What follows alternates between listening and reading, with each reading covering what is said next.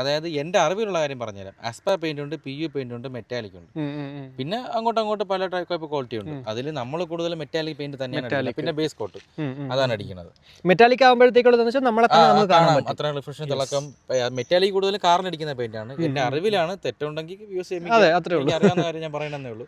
കൂടുതലും കമ്പനി വരുന്ന വണ്ടിക്കെല്ലാം PU paint ആണ്. അതുകൊണ്ടാണ് നമ്മൾ PU പെയിന്റ് അടിച്ചാൽ നമുക്ക് കുറച്ച് അടിച്ചു കൊടുക്കാൻ പറ്റും. രണ്ടാമത് എനിക്ക് പെയിന്റിംഗ് ഇല്ല. ഈ കുറ്റം പറഞ്ഞ ആയിക്കൊണ്ടാരും എനിക്ക് പെയിന്റിംഗ് ഇല്ല. ഇവിടെ നമ്മുടെ നാട്ടിൽ പെയിന്റ് അടിക്കുന്ന റേറ്റാണ് ഞാൻ പറയുന്നത്. പിന്നെ ഈ പെയിന്റിംഗ് എന്ന് പറഞ്ഞാൽ ചുമ്മാ ഇതിന്റെ പുറത്തോട്ട് അങ്ങ് പെയിന്റ് അടിച്ചു കൊടുക്കുന്ന പരിപാടിയല്ല. ഇത് മൊത്തം പീസാക്കി വരുമ്പോഴത്തേക്ക് ചിലപ്പോൾ 56 പീസ് കാണും, ചില 60 പീസ് കാണും. അങ്ങനെയാണ് എണ്ണം വരുന്നത്. അതായത് നമുക്കിത് 5000 രൂപയ്ക്ക് 6000 രൂപയ്ക്ക് പെയിന്റ് അടിക്കാം. പക്ഷേ ഇത്രയ്ക്കുള്ള ഫിനിഷിങ് കാണത്തില്ല. ഞാൻ ബെറ്റ് വയ്ക്കാം. അതായത് നമുക്ക് ആ വണ്ടി ഉടനെ കാണിക്കാം. ഒരു 2-2.5 കൊല്ലം അടുപ്പിച്ചാവും ഒരു വണ്ടി റീസ്റ്റോർ ചെയ്ത് ഇറക്കിയത്. അത് അന്ന് ഇറക്കിയ സമയത്തുള്ള വീഡിയോ എൻ്റെ അക്കൗണ്ട് ഇട്ടിട്ടുണ്ട് ഇൻസ്റ്റയിൽ. ഡയറക്റ്റ് കള്ളം പറയൂല. നമുക്ക് ആ വണ്ടി കാണിച്ചിട്ട് ഇപ്പൊ അതിന്റെ കണ്ടീഷൻ പെയിന്റിങ് എങ്ങനെ ഉണ്ടെന്ന് നോക്കാം. അത്രേ ഉള്ളൂ.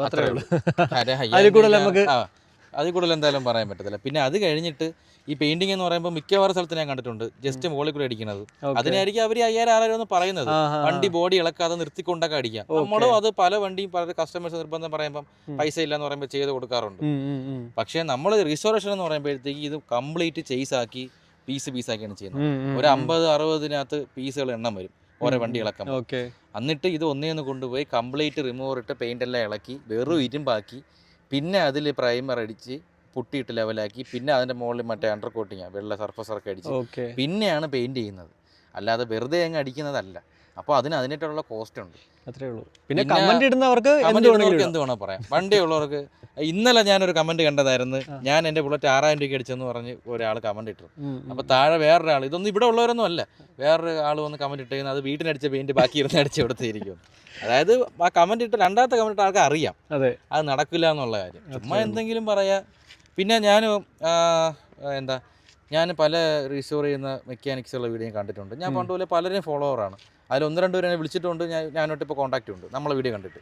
അപ്പോൾ എനിക്ക് പറയാനുള്ളത്, മിക്കവാറും ആൾമോസ്റ്റ് ആരെയും വീഡിയോയിൽ ഞാൻ വണ്ടി ഇങ്ങനെ ഇടും, ഓക്കെ നമുക്ക് റീസ്റ്റോർ ചെയ്യാം, DM ചെയ്യുക, കോൺടാക്ട് ചെയ്യാന്ന് മിക്കവാറും എല്ലാവരും പറയുന്നുള്ളൂ.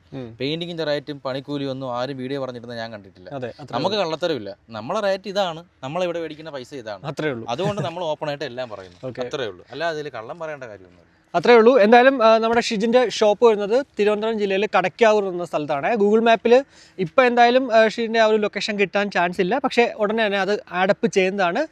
ഡിസ്ക്രിപ്ഷനിൽ ഷിജിൻ്റെ നമ്പറും ഇൻസ്റ്റ ID യും ഞാനിവിടെ കൊടുത്തേക്കാം.